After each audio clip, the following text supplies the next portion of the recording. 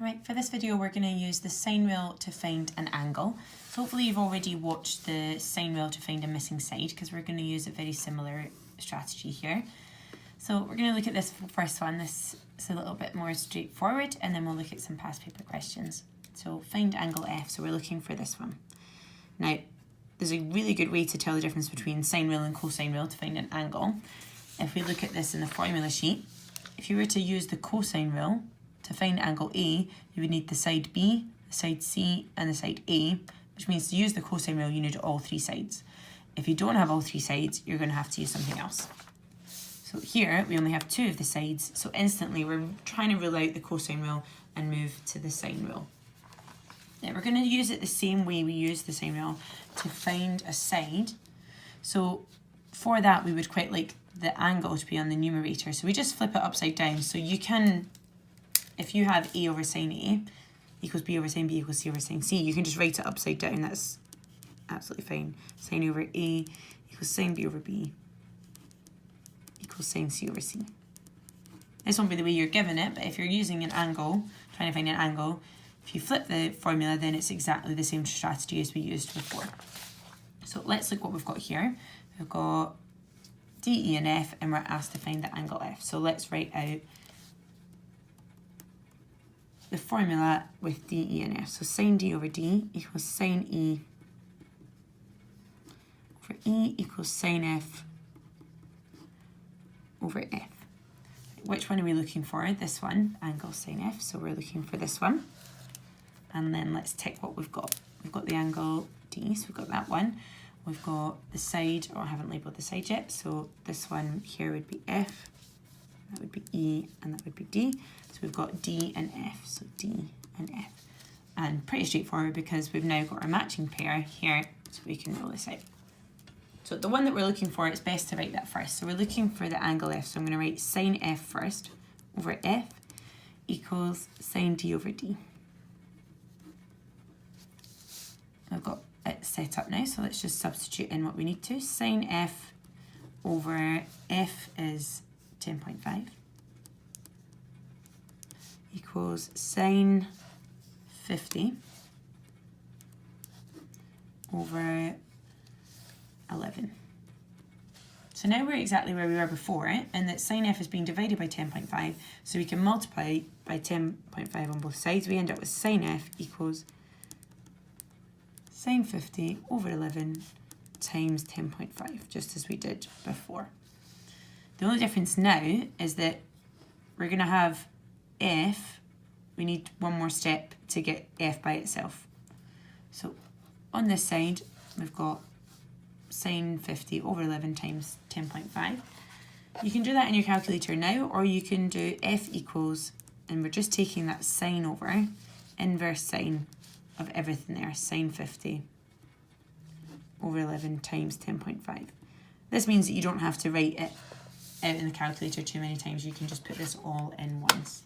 So inverse sine, shift sine on your calculator, then put the rest in. Sine 50, close the brackets, don't forget to do that. Move it down, 11 times 10.5, close the brackets. F equals 46.989 dot dot dot. So I'm just going to round that up to 47 degrees. So the angle F, 47 degrees, and that's how you use the sine wheel to find an angle. So let's look at another example. Again, it's just on my paper, but it's just a little bit different. So here, find angle G. So we're looking for this one here. We instantly know that we're not ready to use the cosine wheel, because the cosine wheel would require to have all three sides. Here we've only got two sides, so we're hoping to be able to find that angle. We're going to be able to use the sine wheel. So again, we're going to use it flipped upside down so that we have the angle on the top. Our letters this time are E, F, and G. So sine E over E equals sine F over F equals sine G over G. Right, which one are we looking for?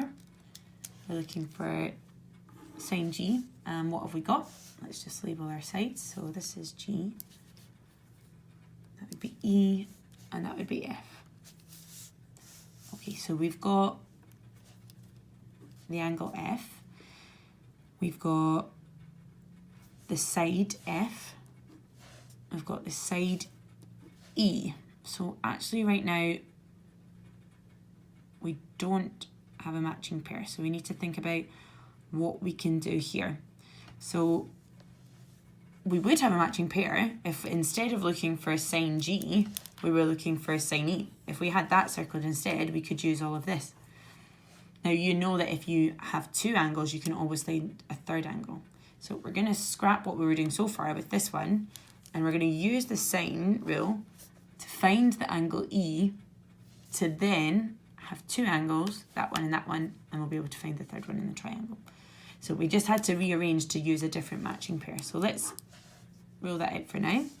We're going to use sine E over E equals sine F over F. So sine E, we don't know that yet, over 13 equals sine 32 over F, which is 14. That means sine E multiplied by 13 on both sides is sine 32 over 14 multiplied by 13. And so E is inverse sine of everything that we've just written down there.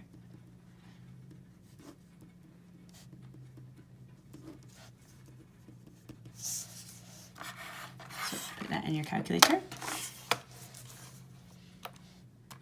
Inverse sine 32, close the bracket, move down, 14, move to the side, times 13, close the bracket, equals 29.476 ... And I'm going to round that to 29.5 degrees. So we've found E. We were originally looking for G. As you can see, if I put 29.5 in here, then I can work out that G would be 180 minus 32 plus 29.5. So 180 minus 32 plus 29.5. We end up with the angle 118.5 degrees.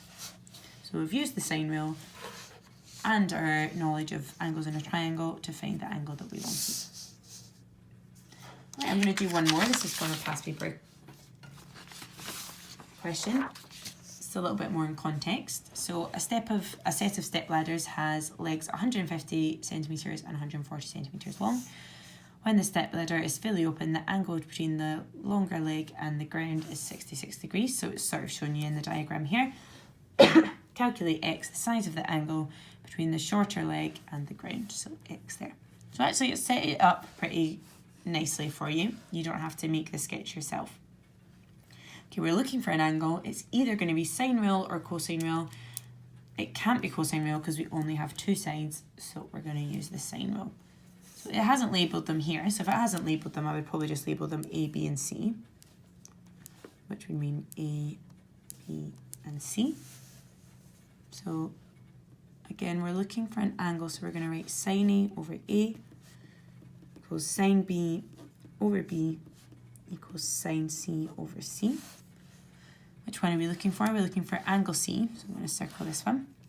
And what do we have? We have the side A here, 140. We have the side C, and we have the angle A. So actually this one sets up quite nicely because we can rule out the B's and work with what we've got there. So rewriting that, we want to write the thing that we're looking for first. So sine C over C equals sine A over A. Sine C, we don't know, over C, which is 150, equals sine 66 over A, which is 140. Multiply both sides by 150. sine 66 over 140 multiplied by 150, and then to get the angle by yourself, inverse sine of everything on that side.